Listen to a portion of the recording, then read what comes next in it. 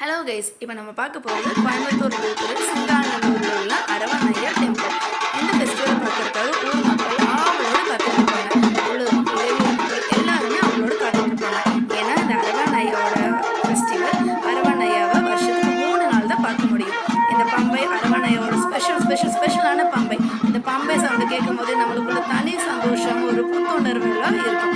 இந்த ஃபெஸ்டிவல் ஆரம்பிக்கிறதுக்கு ஒரு 7 நாளைக்கு முன்னாடி இந்த ஊரில் இருக்கிற 2 அம்மன் அழைப்பு நிகழ்ச்சி நடக்கும். அது முதல் அம்மன் பட்டத்தரசி அம்மன். இந்த அம்மன் சிலைகள்லாம் அவங்களே செய்வாங்க, எங்கேயும் வாங்க மாட்டாங்க. தன் கைப்படவே அவங்களே செஞ்சு அந்த ஃபெஸ்டிவலுக்காக அவங்களே உருவாக்குவாங்க. இந்த பட்டத்தரசி அம்மன் விழா தான் நைட்டு ஒரு 10-11 மணிக்கு மேலே இந்த அழைப்பு நடக்கும். பாருங்க எவ்வளோ அழகாக இருக்குது. இதே மாதிரி தான் செல்லாண்டி அம்மன் சிலையும் இருக்கும். இந்த 2 அம்மன் அழைப்பு முடிச்சதுக்கப்புறம் தான் அரவணையோட ஃபெஸ்டிவல் ஆரம்பிப்பாங்க. இதுதான் அரவணையோட கோவில். இந்த கோவிலுக்கு முன்னாடி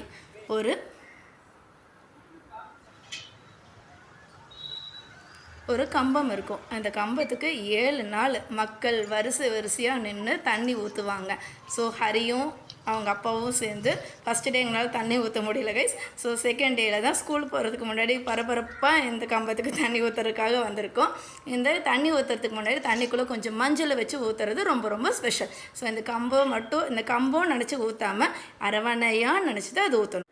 ஸோ நாங்கள் என்ன பண்ணோன்னா, சனிக்கிழமை தண்ணி மட்டும் இல்லாமல் அது கூட உப்பு, அது கூட மஞ்சள், அது கூட கொஞ்சம் குருமிளகும் சேர்த்து அரவணையாக்க படைத்தோம். ஸோ ஹரியும் அவங்க அப்பாவோ தண்ணி ஊற்றி முடிஞ்சதுக்கப்புறம் நானும் ஹரிவர்ஷனும் அரவணையாக்கு இந்த உப்பு கொடுத்தோம். ஸோ உப்பு, அது கூட மஞ்சள், அது கூட குருமிளகு போட்டோம்னா அரவணையாக்கு இன்னும் ரொம்ப சந்தோஷமாக இருக்கும். ஸோ இதுவும் மக்கள்